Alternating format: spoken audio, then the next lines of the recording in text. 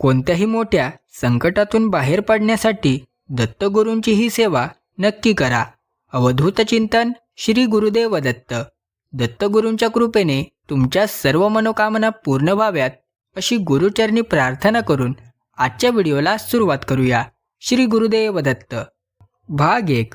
संकटाचे स्वरूप आणि दत्तगुरू. आयुष्यात कधीकधी अशी संकटे येतात की सर्व रस्ते बंद वाटू लागतात. मग ते आर्थिक संकट असो, आरोग्याची समस्या असो किंवा मानसिक तणाव. अशा वेळी आपल्याला एका भक्कम आधाराची गरज असते. ब्रह्मा, विष्णू आणि महेश यांचे एकत्रित अवतार म्हणजेच भगवान श्री दत्तात्रेय. दत्तगुरू हे स्मर्तृगामी आहेत, म्हणजेच केवळ स्मरण करताच ते भक्ताच्या मदतीला धावून येतात. कलियुगात दत्तगुरूंची सेवा ही अत्यंत प्रभावी आणि त्वरित फळ देणारी मानली जाते.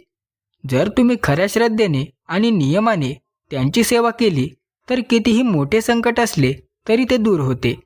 चला तर मग जाणून घेऊया ही सेवा. भाग 2. सेवेचा संकल्प आणि सुरुवात. कोणत्याही आध्यात्मिक सेवा सुरू करण्यापूर्वी संकल्प करणे अत्यंत महत्त्वाचे असते. संकल्पाशिवाय केलेली सेवा अर्धवट राहू शकते.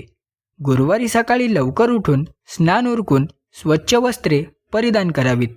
त्यानंतर आपल्या घरातील देवाऱ्यासमोर बसून हातात थोडे अक्षदा आणि पाणी घेऊन आपले नाव, गोत्र उच्चारावे.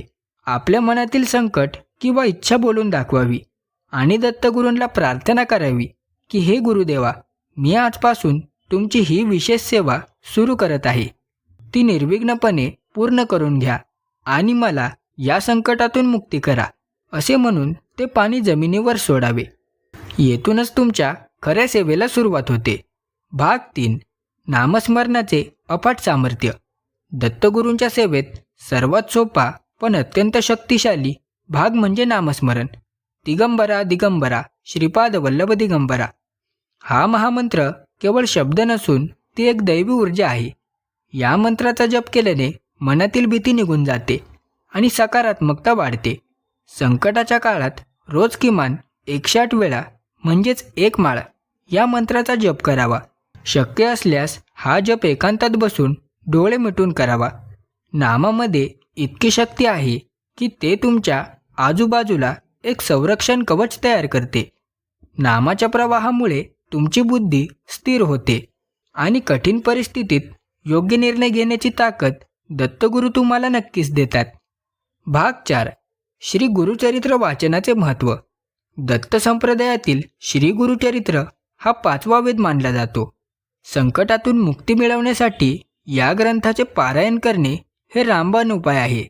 जर तुम्हाला पूर्ण ग्रंथ वाचणे शक्य नसेल तर रोज किमान 1 अध्याय वाचण्याचा नियम करा.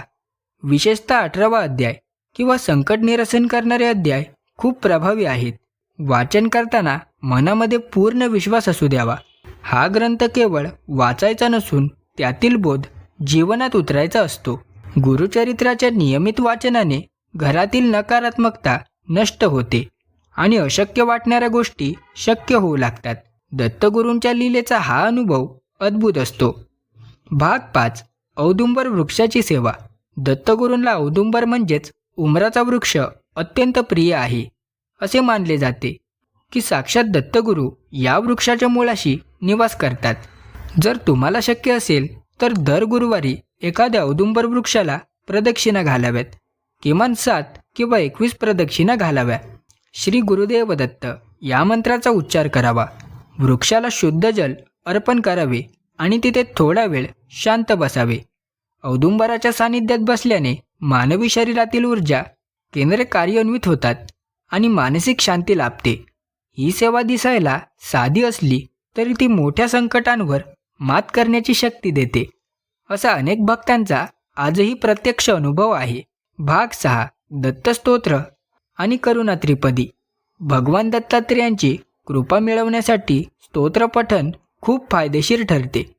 विशेषतः श्री दत्तस्तोत्र, ज्याचा प्रारंभ जटाधर पांडुरंग असा होतो, याचे रोज 3 वेळा पठण करावे. तसेच श्री वासुदेवानंद सरस्वती टेंबेस्वामी महाराजांनी रचलेली करुणा त्रिपदी ही अत्यंत अर्थहाक आहे. जेव्हा भक्त हताश होऊन देवाला साथ घालतो तेव्हा ही त्रिपदी म्हणली जाते. ही त्रिपदी म्हणताना मनातून शरणागती पत्करावी. तुमच्या डोळ्यातून येणारे भक्तीचे अश्रू आणि ही प्रार्थना दत्तगुरूंना नक्कीच पाजर फोडतील. संकटाच्या वेळी ही आर्तहाक तुमचे दुःख कमी करून तुम्हाला कठीण काळातून बाहेर काढण्यासाठी मार्ग दाखवणारी एक ज्योत ठरेल. भाग 7. अन्नदान सर्वात मोठी सेवा. दत्तगुरू हे स्वतः भिक्षा मागून अन्नाचे महत्त्व जगाला शिकवतात. संकटाच्या काळात जर तुम्ही एखाद्या भुकेल्या व्यक्तीला किंवा प्राण्याला अन्न दिले तर ती सेवा थेट दत्तगुरूंना पोहोचते. दर गुरुवारी किमान एका गरीब व्यक्तीला जेवण द्या किंवा मुका प्राण्यांना, विशेषतः श्वानांना पोळी खाऊ घाला.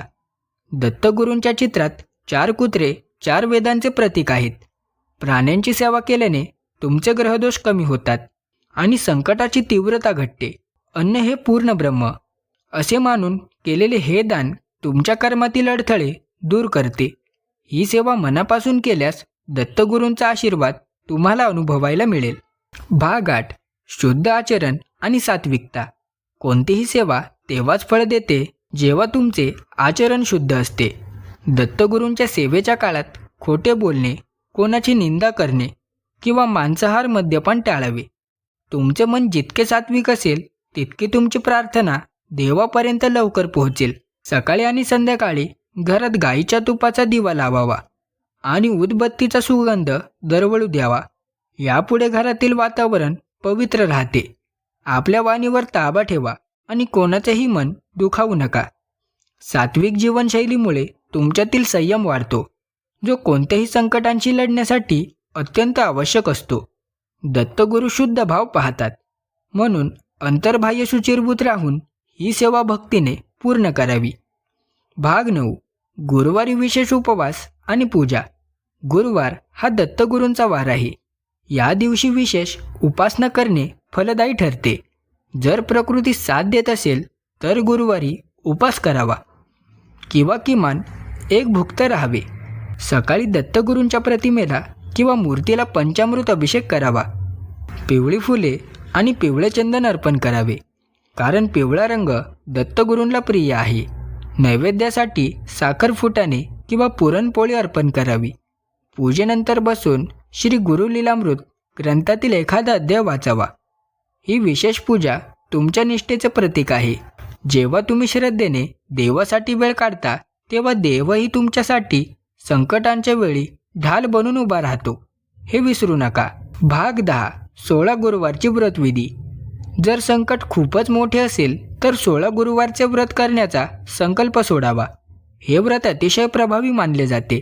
सलग 16 गुरुवार दत्तगुरूंची मनोभावे पूजा करावी, कथा वाचावी आणि नामस्मरण करावे. 16व्या गुरुवारी या व्रताचे उद्यापन करावे. यामध्ये 5 किंवा 7 सुवासिनींना किंवा गरजू लोकांना भोजन द्यावे. या व्रतामुळे घरातील जुनाट आजार, कोर्ट कचेरीच्या कामातील अडथळे किंवा लग्नाचे प्रश्न सुटल्याचे अनेक दाखले आहेत. व्रतांमध्ये सातत्य आणि श्रद्धा महत्त्वाची असते. अर्धवट मनाने किंवा कोणाच्या सांगण्यावरून केलेले व्रत फळ देत नाही, तर ते पूर्ण आत्मविश्वासाने आणि भक्तीने करणे आवश्यक असते. या व्हिडिओमधून तुम्हाला दत्तकृपेचा स्पर्श जाणवला असेल तर कमेंटमध्ये श्री गुरुदेव दत्त लिहायला विसरू नका.